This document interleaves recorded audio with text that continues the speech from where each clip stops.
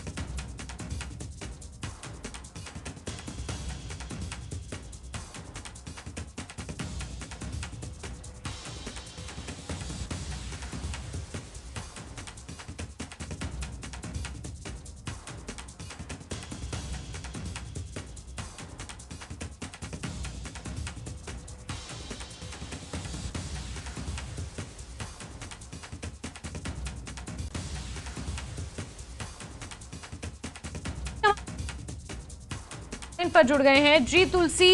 जिस तरह से तबाही मची है और कुल्लू जिला के निरमंड में और समेज नाले में जो बाढ़ आई थी उसकी वजह से सीनियर सेकेंडरी स्कूल्स को बंद करने को लेकर नोटिफिकेशन जारी कर दिया गया है। इसके अलावा क्या कुछ जानकारियां मिल पा रही हैं तुलसी?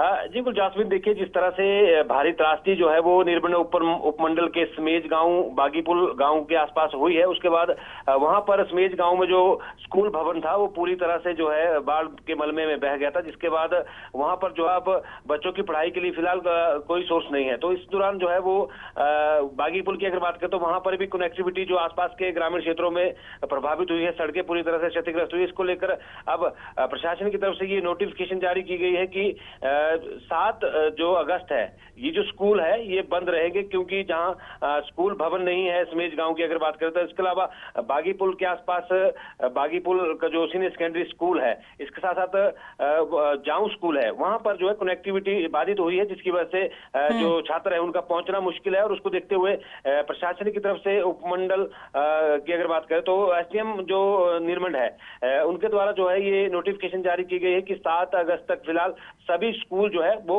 बंद रहेंगे। इसके साथ साथ जिस तरह से ये जो श्रीखंड महादेव की ऊंची पहाड़ियों में जो बादल फटने के बाद समेज गांव की अगर बात करें, इसके अलावा आसपास के क्षेत्रों की बात करें तो अभी भी रोड कनेक्टिविटी जो है उसको बहाल करने का प्रयास प्रशासन की तरफ से किया जा रहा है। बागीपुल से लेकर जाऊं तक की अगर बात करें तो सड़क जगह जगह पर क्षतिग्रस्त है।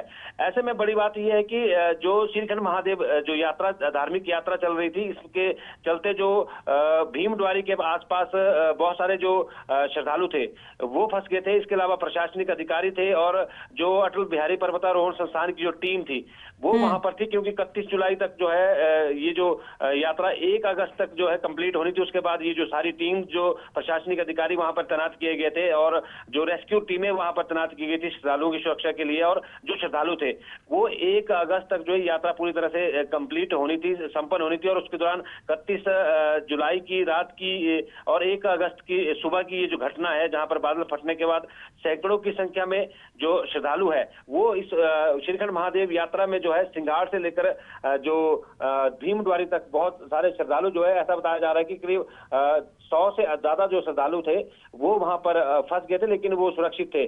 तो प्रशासन की तरफ से जिस तरह से ये जो रास्ते बंद हुए उसके बाद उनको भी रेस्क्यू किया गया है। ये जानकारी जो है डीसी कुल्लू तोरुल रवीश के द्वारा दी गई है कि अब जितने भी ये श्रद्धालु थे उनको जो है फिलहाल सिंघाड़ बाढ़ जो बेस कैंप है वहां तक पिछले कल पहुंचाया गया था, और आज जो है इन सब श्रद्धालुओं को जो है जाऊं तक लाया जाएगा, जहां से सड़क की अगर बात करें तो सड़क के रास्ते जो है वो इनको निर्मण पहुंचाया जाएगा। लेकिन